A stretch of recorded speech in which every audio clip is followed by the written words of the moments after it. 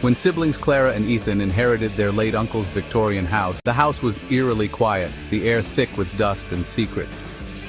Clara marvels at the intricate woodwork, while Ethan jokes about its haunted house vibe. On their first night, as they unpacked in the flickering light of old lamps, faint groans echoed through the walls. Clara freezes. "Clara, did you hear that?" Ethan laughs nervously. "Ethan, just the wind." But deep beneath the floorboards, something stirred. Over the next few days, Clara noticed faint scratching noises from the living room floor. "Ethan, it's probably rats." But Clara felt an unease she couldn't shake.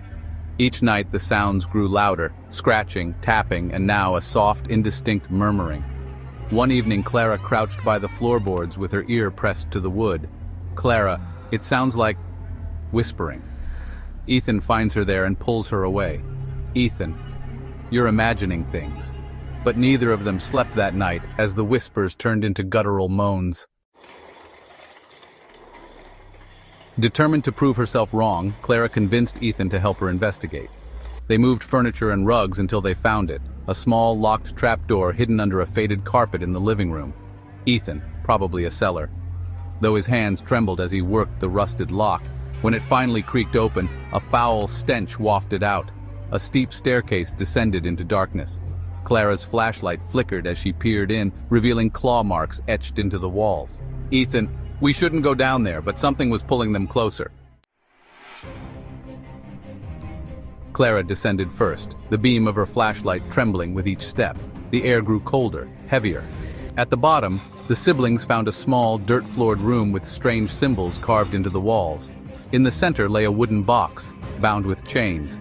"Ethan, what the hell is this?" Clara stepped closer, ignoring the rising sense of dread. When she touched the box, a voice, low and rasping, seemed to fill the room. Voice: "Leave, or awaken me." They fled, slamming the trapdoor shut behind them. The house seemed alive after their discovery. Doors slammed on their own, mirrors cracked, and shadows moved where no light should fall. Clara woke one night to find Ethan standing over the trapdoor, his eyes vacant. "Ethan, it's calling me," he said in a monotone voice before collapsing. The whispers grew louder, seeping into their dreams. Clara became obsessed with researching the symbols, uncovering stories of rituals and sacrifices performed by her uncle. Ethan, pale and gaunt, began to hear voices even during the day, urging him to finish what was started. One stormy night, Clara woke to find the trapdoor open. Ethan was gone. Grabbing a flashlight, she descended into the cellar where she found him kneeling before the box, the chains now broken.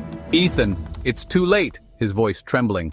The box burst open, releasing a black, swirling mist that coalesced into a monstrous figure. The room filled with a deafening roar as the creature rose, its hollow eyes fixed on Clara.